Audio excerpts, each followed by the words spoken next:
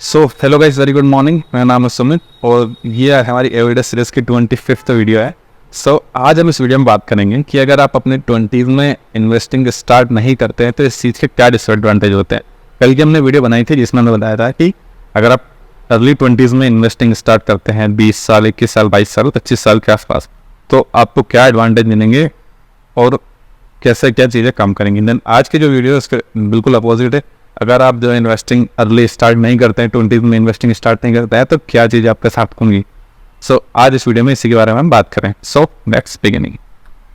तो अगर आप अपने 20s में इन्वेस्टिंग स्टार्ट नहीं करते हैं तो वो सबसे एक चीज़ जो अच्छी नहीं होगी वो होगी आपकी हैबिट। तो अगर आप इन्वेस्टिंग स्टार्ट नहीं करेंगे तो आपके पास जो पैसा बचेगा, तो आप जो पैसे को अननेसेसरी यूज़ करना चाहेंगे, क्योंकि अगर आपके सेविंग्स अकाउंट में पैसा पड़ा है तो किसे नहीं चाहिए कि भाई मैं ये खरीद लेता हूँ, वो खरीद लेता हूँ, ये ले लेता हूँ, वो ले लेता हूँ। ठीक है।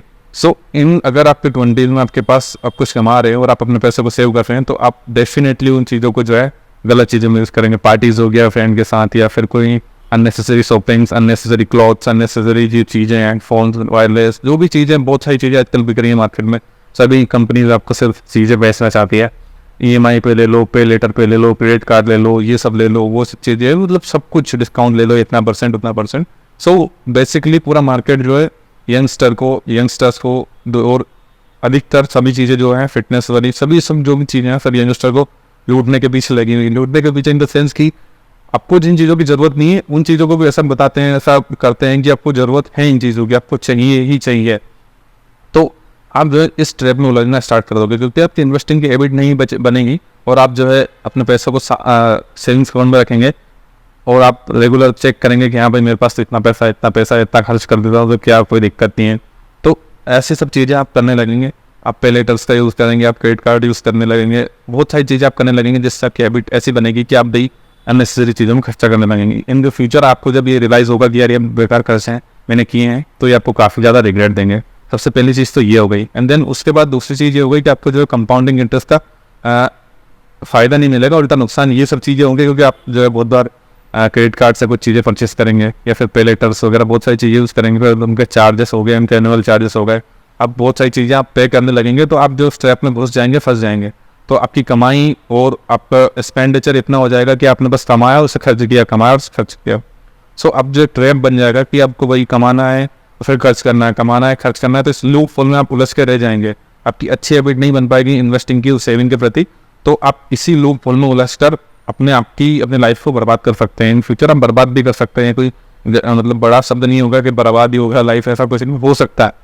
अगर आप कोई गलत आदत पड़ गई, भाई चलिए आपके पास पैसा है, ठीक है, आप 20s में कुछ कमाने लगे हैं, कोई पार्ट टाइम जॉब करने लग गए, कोई साइड हसल हो गया, यूट्यूब हो गया, इंस्टा पे हो गया, या फिर फ्रीलांसिंग हो गया, कैसे भी करके अगर आप 10-15 हज़ार 20 हज़ार की अर्निंग स्टार्ट कर दी और आपके पास पैसा है, आपने उसे सही यूटिलाइज नहीं किया है, तो आप भी उसे आप हो सकता है आपको अल्कोहल की लत लग जाए, सिगरेट की लत लग जाए। ठीक है, मैं पी लेता हूँ, कूल करने के लिए यूज़ कर लेता हूँ, चीज़ें देख लेता हूँ। अगर इन सब चीज़ों में पड़ जाते हैं तो ये सब चीज़ें एडिक्टिव होती हैं, फिर आप एडिक्ट होते जाते हैं और अपने आप को, अपने फ्यूचर को बर्बाद भी कर सकते हैं। एक तो सबसे बड़ा डिसएडवांटेज तो ये हो गया। एंड देन दूसरी चीज़ है, इन फ्यूचर जब आपकी शादी होने वाली होगी या फिर आप सभी की शादी होगी, फिर बच्चे होंगे, सब चीज़ें, तो उस टाइम पे आपके पास ना तो कुछ सेविंग्स रहेंगी, ना कुछ चीज़ें रहेंगी, ना आप एक अच्छी हेल्थ मेंटेन कर पाएंगे, क्योंकि अगर आप ओवर स्पेंड्स करेंगे तो सभी ना तो अपना ध्यान रख पाएंगे, ऐसे सब चीज़ें करेंगे। इन फ्यूचर आपकी शादी के बाद आप अपनी रिक्वायरमेंट्स को पूरा नहीं कर पाएंगे, फुलफिल नहीं कर पाएंगे, क्योंकि आपके पास आप चेक करेंगे कि आपके पास कोई बजट नहीं है, भाई जितना मैं कमाता हूँ उतना खर्च करता हूँ। अगर ऐसे आप लाइफ चलाएंगे तो आप जो है अपने आप को दुनिया के साथ कंपेयर बिल्कुल नहीं कर पाएंगे इन फ्यूचर, क्योंकि आपके खर्चे काफ़ी ज़्यादा बढ़ जाएंगे। आपके वाइफ को आपको संभालना होगा, चीज़ें होंगी, यूँ नहीं कि ऐसा कि मैं वही संभालना ही है। हो सकता है आपको जो वाइफ काफ़ी ऐसा मिल जाए कि मतलब वो भी अभी तो बहुत सारी लड़कियां सभी काम वगैरह भी करती हैं, सभी जॉब्स वगैरह सभी चीज़ें सीख रही हैं, स्किल्स इंडिया सभी चीज़ें चल रही है। बट इन फ्यूचर आपके बच्चे भी होंगे और आपके खर्चे जो है बढ़ेंगे ही बढ़ेंगे, कम नहीं होने वाले। 20 के बाद जो है खर्चे बढ़ते हैं, तो इन एज ऑफ 30-35 आपके पास अगर कोई सेविंग नहीं है, कोई इन्वेस्टिंग नहीं है, तो आपको जो है अपनी इनकम को काफ़ी ज़्यादा बढ़ाना पड़ेगा, वही आप खर्च करेंगे। फिर अगर आप इन्वेस्टिंग स्टार्ट करेंगे तो कंपाउंडिंग का आपको फ़ायदा नहीं मिल पाएगा इतनी अर्ली में, क्योंकि आपको फिर एक टाइम लगेगा जिसके बाद अब जो इतना जल्दी कमा के, मतलब इतना जल्दी इन्वेस्ट करके कमा सकते थे, उसे अगर आप लेट स्टार्ट करते हैं तो अगर आप फिर चाहे 50,000 की भी SIP करते हैं तो उस पर्पस तक नहीं पहुँच पाएंगे जितना आप 20s में अगर 5,000 से भी स्टार्ट कर देते तो पहुँच सकते थे। सो चीज़ें यही हैं कि आपकी जो है तो हैबिट ख़राब हो जाएगी, एंड देन उसके बाद चीज़ें ये होंगी कि आपके घर वाले भी आपके ऊपर इतना रिलाई नहीं कर पाएंगे कि हाँ कि इसके पास सेविंग है, सब चीज़ें हैं। सो आपकी चीज़ें काफ़ी ज़्यादा बिगड़ने लगेंगी। दो डिसएडवांटेज ये आपको हो जाएंगे। तो इसलिए बात यही है कि आप अर्ली इन्वेस्ट करिए। और दूसरा डिसएडवांटेज ये रहेगा कि आप जो है आप जब लेटर आप इन्वेस्ट करना चालू करेंगे, मार्केट सेफ में चालू करेंगे, तो आपको पता चलेगा कि मेरे को मार्केट बिल्कुल समझ में नहीं आ रहा है, मेरे पास बिल्कुल टाइम नहीं है, अभी मैं बच्चों को टाइम दे रहा हूँ, घर वालों को टाइम दे रहा हूँ। तो आप जो है इन्वेस्टिंग और इन चीज़ों में आप सीखना काफ़ी बिल्कुल आसानी से कर नहीं पाएंगे क्योंकि आपके पास टाइम नहीं रहेगा। आपकी लाइफ काफ़ी ज़्यादा बिजी हो जाएगी एक पॉइंट ऑफ टाइम के बाद। सो आप सोचेंगे कि अब मेरे को सब कुछ संभालना है, घर को भी संभालना है, घर वालों को संभालना है, पेरेंट्स भी एजड हो चुके हैं, उन्हें मुझे संभालना है, घर वालों को और जो पैसे बच्चों को संभालना है। तो आपके पास बिल्कुल टाइम नहीं बचेगा आपके साथ। अगर आप अच्छी इनकम भी कर रहे हैं तो आपके पास इन्वेस्टिंग के लिए टाइम बचेगा नहीं कि भाई मैं कब इन्वेस्ट करूँ, कहाँ करूँ, कुछ आप बिल्कुल ऐसे स्टेज में हो जाएंगे कि आपको कुछ समझ नहीं आएगा। सो आप किसी के कहने पर या किसी के बहकाव में सब चीज़ें मार्केटिंग के वगैरह के चक्कर में फंस कर नुकसान भी कर सकते हैं। अगर 20s में आप अपना नुकसान करवा लेते हैं तो आप उस चीज़ से सीख जाएंगे और आप बड़ा कॉर्पस का नुकसान नहीं करें।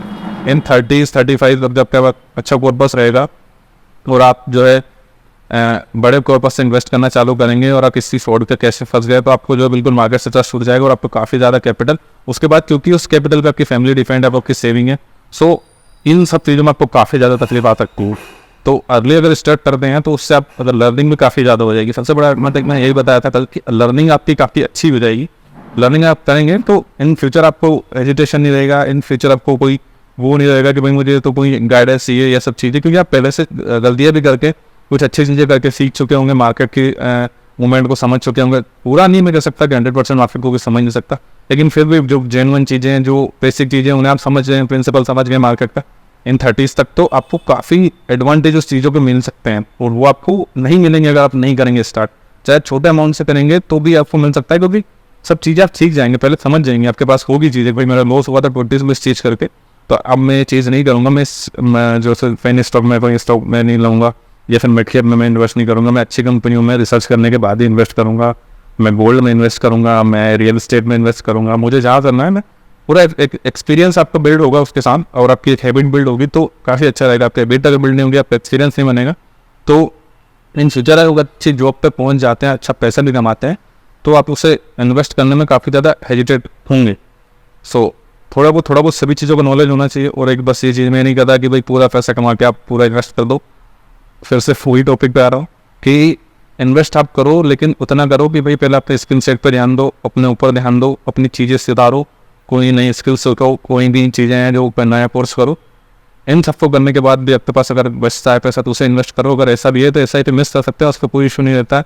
बहुत सारे ऐसे ब्रोकर हैं, बहुत सारे ऐप्स हैं जहाँ पे SIP स्किप भी करते हैं तो कोई ऐसा इशू नहीं होता है। बाकी धीरे धीरे इन्हें भी सीखते चलोगे तो काफ़ी अच्छा रहेगा। मार्केट को भी समझोगे, इन्वेस्टिंग को आप समझोगे तो भी काफ़ी अच्छा रहेगा।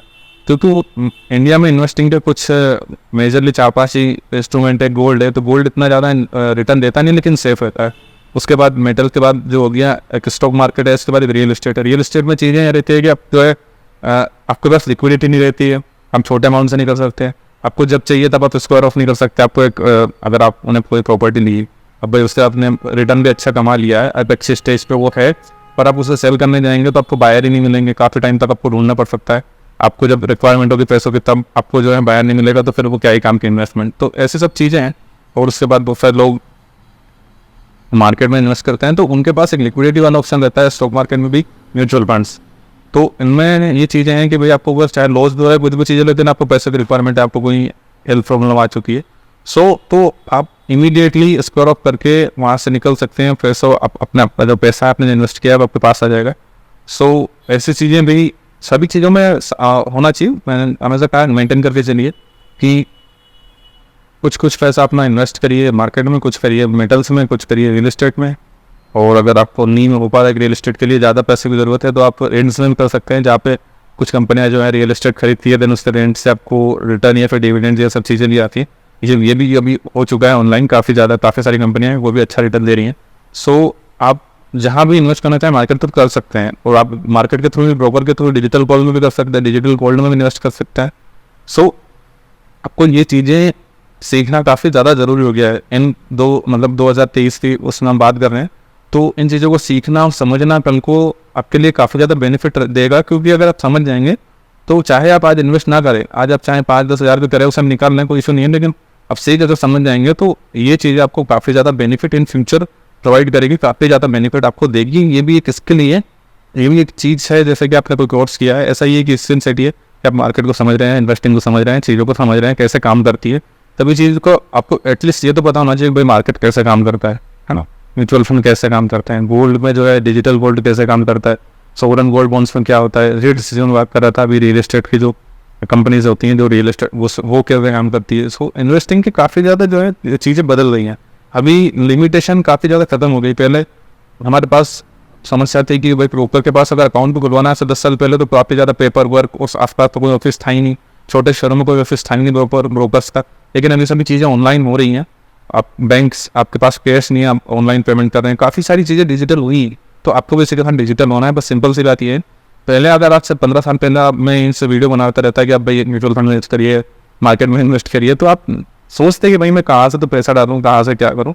बहुत सारे लोग, कुछ जैसे मुंबई से दिल्ली जैसे बड़ी अगर जगह पे लोग रह रहे हैं उनके पास तो पूरी सुविधाएं थी, लेकिन छोटे शहरों में तो कभी ना कोई ब्रोकर के ऑफिस थे, ना कोई चीज़ें थी, ना कोई बैंकें थी। बैंकें भी काफ़ी दूर जाना पड़ता था बैंकों के लिए। फिर मैं एक छोटे गांव से आता हूँ, तो मुझे पता है। तो उस टाइम तक के लिए ऐसा था कि चीज़ें काम नहीं कर पाती थी, कि जैसा हम सोच रहे हैं वैसा नहीं होती थी। लेकिन अब जो है सब डिजिटल हो चुका है। आपको जो घर बैठे आप अकाउंट खुलवा सकते हैं, बैंक से लेकर तो ब्रोकर के पास से लेकर, तो अब यूएस स्टॉक में अगर मतलब इंटरनेशनल स्टॉक हो गया यूएस, तो जैसे कि देश के बाहर के स्टॉक में अगर आपको इन्वेस्ट करना है, देश की बाहर की कंपनी में इन्वेस्ट करना है, तो वहाँ से भी आप डिजिटली घर से बैठे बैठे कर सकते हैं, कहीं जाने की आपको जरूरत नहीं। सो इन चीज़ों का फ़ायदा उठाइए, अपने आप को भी डिजिटल करिए। और वो ज़माना अब गया कि वही पैसे डूब जाते हैं और डब्बा ट्रेडिंग, ये सब चीज़ें ज़माना गया नहीं। सब चीज़ें फ्रॉड अभी भी होते हैं, लेकिन उनको आप सीख पाएंगे, समझेंगे, तभी जब आप इसमें उतरेंगे, देखेंगे। सो बस आज के लिए इस वीडियो में इतना ही है।